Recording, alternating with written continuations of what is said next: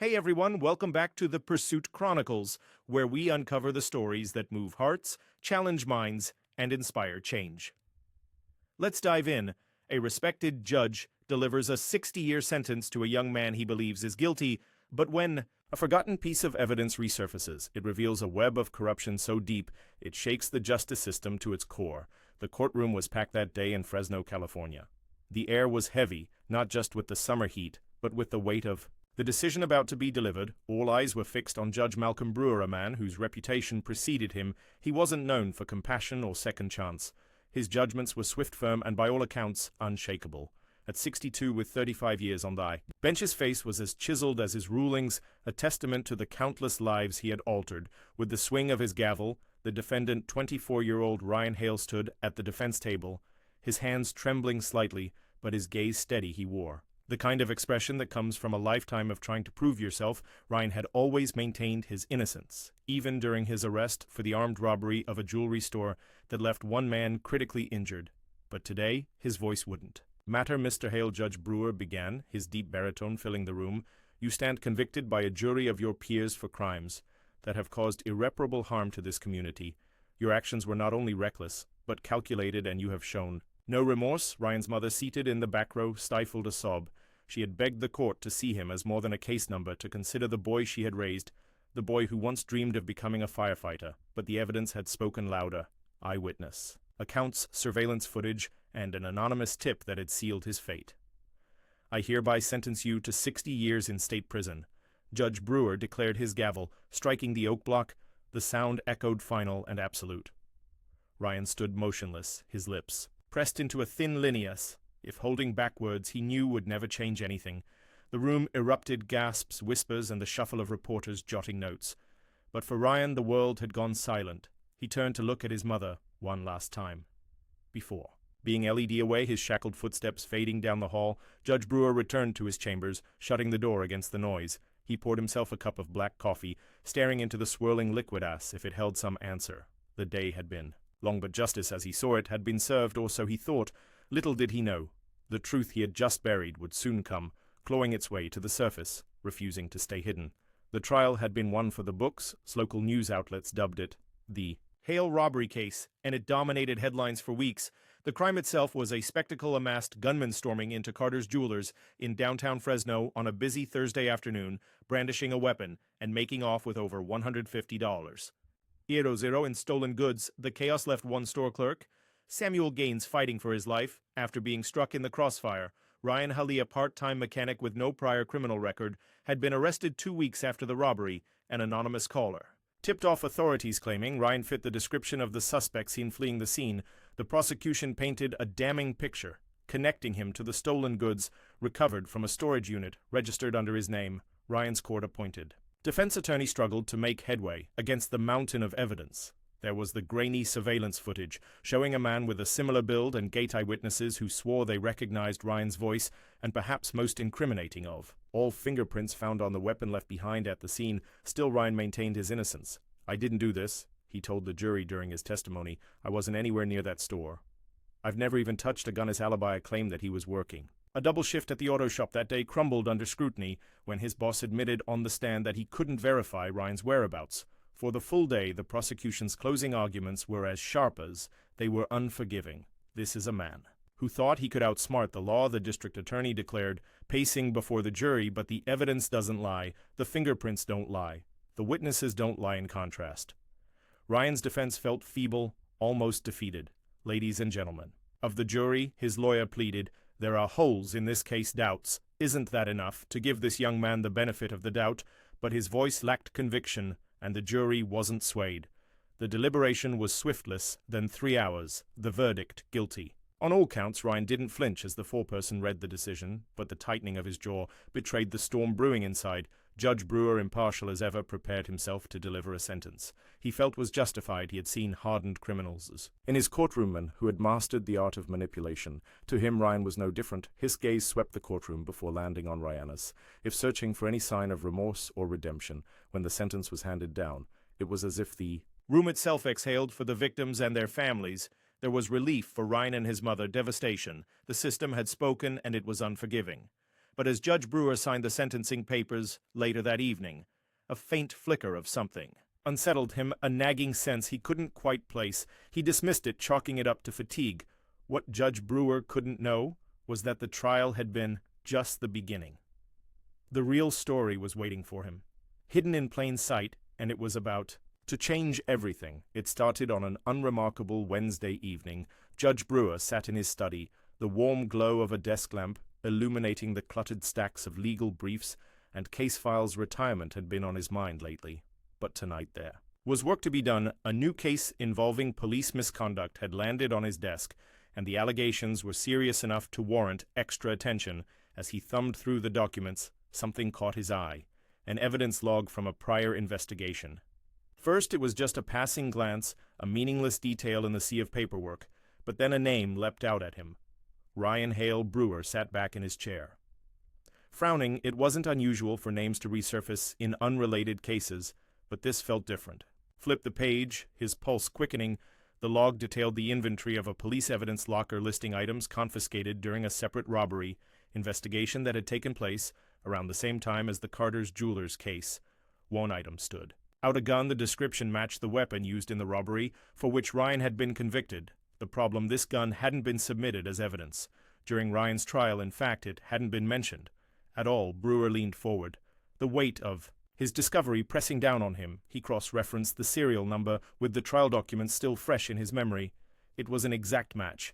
Same makes me scratches on the barrel, but the report claimed this gun had been seized during an unrelated arrest 2 days after the robbery. How is that possible? He muttered under his breath. His heart raced as he pieced together the implications. If this gun had been in police custody, it couldn't have been used in the Carter's Jewelers robbery. And if it wasn't the weapon, then whose fingerprints were on it? He couldn't shake the feeling that something was off. Brewer had spent decades navigating the labyrinth of the legal system, and he knew how easily critical details could be buried. But this wasn't a mistake. It felt intentional. Determined to get answers, he requested the full case file. For the unrelated robbery, it arrived the next morning, a thick folder brimming with police reports, photographs, and witness statements. The deeper Brewer dug, the more the threads began to unravel. The arresting officer in the unrelated case was the same detective who had testified during Ryan's trial. And then there was the anonymous tip. Brewer had barely given it a second thought during the trial, but now it seemed glaringly suspicious. He requested a subpoena for the tip line records, his unease growing with every passing hour. When the documents finally arrived, Brewer's blood ran cold. The call hadn't come from a random citizen. It had originated from a burner phone registered under the same detective's name. The walls of his office seemed to close in as the realization hit him. Ryan Hale had been set up. The evidence had been manipulated. The testimony orchestrated. Brewer's stomach churned as he thought about the 60-year sentence he had handed down. The shattered life of a young man who might have been innocent. All along, Brewer had always prided himself on upholding the law. But now the law felt like quicksand beneath his feet. He knew what had to be done, but the path forward was fraught with peril. As the weight of his discovery settled, Brewer made a choice. He would dig deeper, no matter the cost. The truth demanded it, and he wasn't about to let it slip away. Judge Brewer hadn't slept much since uncovering the discrepancies in Ryan Hale's case. His mornings began with stacks of legal documents, and his nights ended with a notebook full of hastily scribbled notes. But the more he investigated, the darker the picture became. The first crack in the wall came when Brewer met with an old colleague, retired investigator Daniel Hayes, over coffee in a dimly lit diner off Highway 99. Brewer laid out his findings.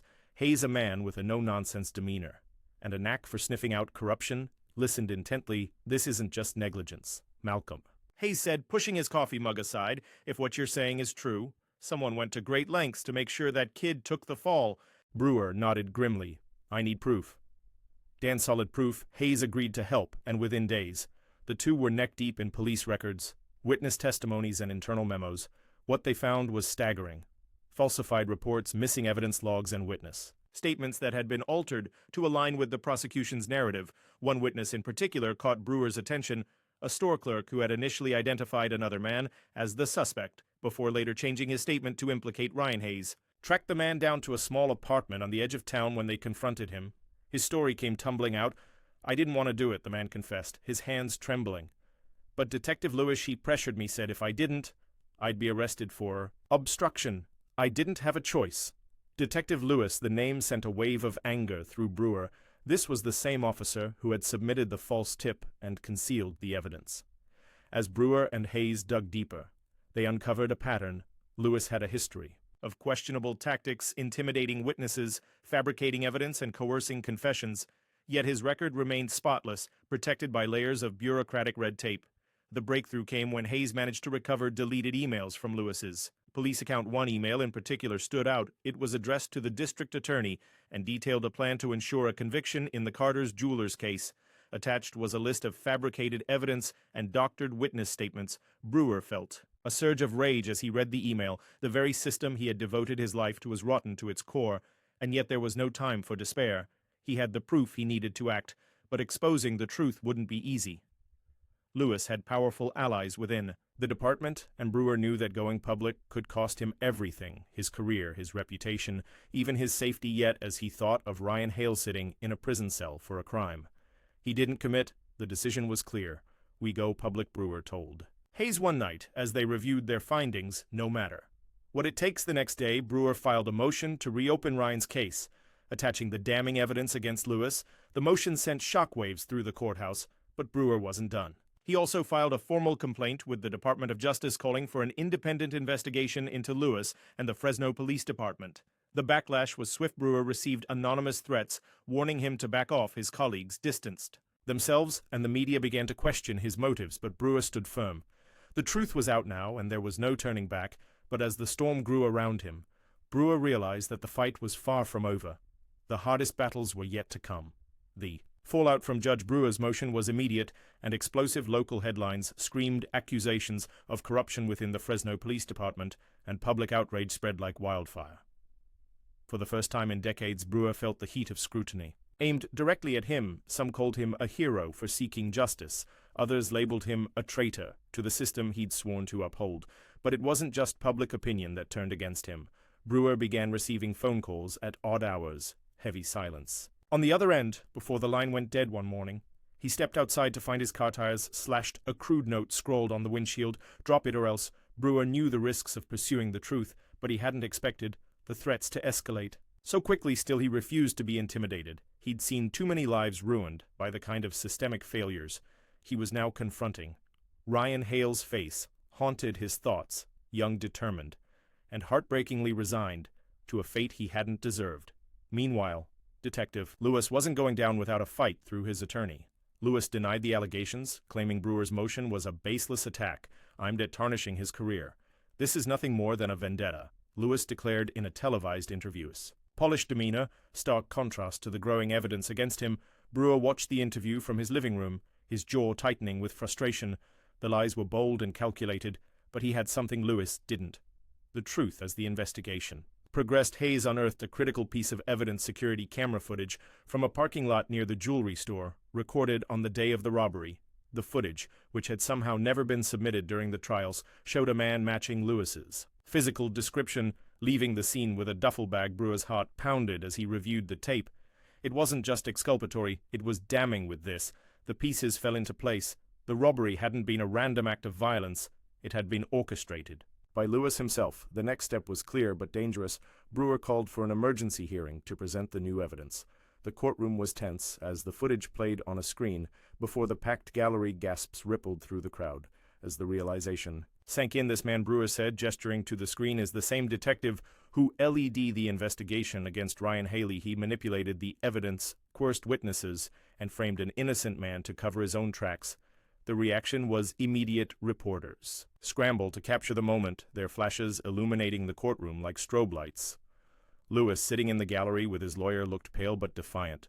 "You're making a mistake, Brewer," he hissed as he was escorted out in handcuffs. "You don't know what you've started."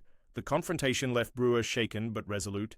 The case was now in the hands of a higher court, and Ryan Hale's conviction was being re-examined, but Brewer knew this wasn't the end. It was merely the beginning of a much larger battle. As the courtroom emptied, Brewer realized the weight of what he'd uncovered. The truth was out, but the fight for justice was far from over. Weeks later, Judge Brewer sat in the same courtroom where Ryan Hale had been sentenced, but this time the air felt different. The gallery was packed with reporters, activists, and Ryan's family, all waiting for the judge presiding over the retrial to make a decision. Ryan, now thinner and visibly aged from his time in prisons, sat quietly at the defense table. Despite the ordeal, his posture was steady, his gaze unwavering. Brewer felt a lump form in his throat as he watched the young man, who had been the center of this storm, who had endured so much for a crime he hadn't committed. The evidence Brewer and Hayes had unearthed was irrefutable. The surveillance footage, falsified reports, cursed testimonies, it all pointed to a web of corruption that had framed Ryan and shielded the real criminals. As the presiding judge announced the decision to overturn Ryan's conviction, the room erupted in applause and tears. Ryan stood, his hands trembling as his mother rushed to embrace him. For a moment, time seemed to stop. Brewer, seated quietly in the back of the courtroom, allowed himself a rare smile. Justice had finally been served, but the journey had come at a cost. In the days that followed, the fallout spread far and wide. Detective Lewis faced criminal charges for his actions, and an independent investigation into the Fresno Police Department revealed a culture of corruption that had gone unchecked for years. The case sparked nationwide calls for reform, with Brewer's role becoming a rallying cry for accountability within the justice system. Despite the accolades, Brewer remained introspective. He knew this victory was just one piece of a much larger puzzle. The system he had once trusted was flawed, but it wasn't beyond repair, and he was determined to spend the rest of his career fighting to make it better. As for Ryan, his journey was only beginning. Freed from the burden of a wrongful conviction, he vowed to dedicate his life to helping others who had been unjustly imprisoned. His story became a beacon of hope for those who believed in the power of resilience and the pursuit of truth. The story of Ryan Hale and Judge Brewer is a powerful reminder that justice is not infallible. It requires vigilance, courage, and a willingness to confront uncomfortable truths. If this story moved you, consider supporting organizations that work to free the wrongfully convicted and advocate for systemic reform. And don't forget to subscribe to our channel for more stories that inspire and challenge the way we see the world. Because sometimes the fight for justice doesn't end in the courtroom, it begins there. If this story moved you, don't forget to hit like, share it with someone who needs to hear it, and subscribe to the Pursuit Chronicles for more powerful stories every week.